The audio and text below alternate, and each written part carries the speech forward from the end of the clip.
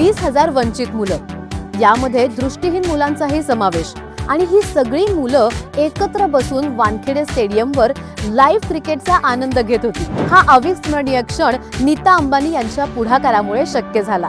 फक्त कल्पना करा ना की 20,000 मुलांसाठी कपडे, प्रवास, जेवण आणि काळजी घेणाऱ्या व्यक्तींची ही व्यवस्था करण्यात आली होती। खरंच ही एक मोठी आणि प्रेरणादायी मोहीम होती।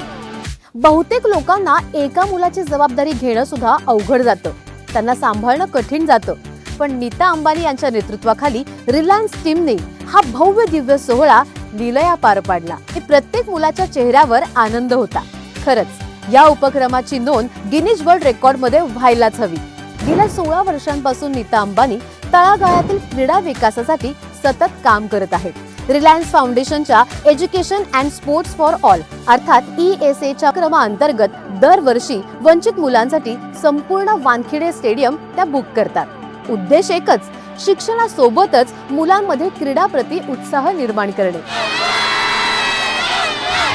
नीता अंबानी या भारतातील खऱ्या अर्थाने क्रीडा क्षेत्रातल्या प्रेरणादायी व्यक्ती आहेत। त्या केवळ शिक्षणासोबतच क्रीडाला प्रोत्साहन देत नाही, तर गुणवंत खेळाडूंना जागतिक दर्जाचे प्रशिक्षक आणि अत्याधुनिक सुविधा देखील उपलब्ध करून देतात।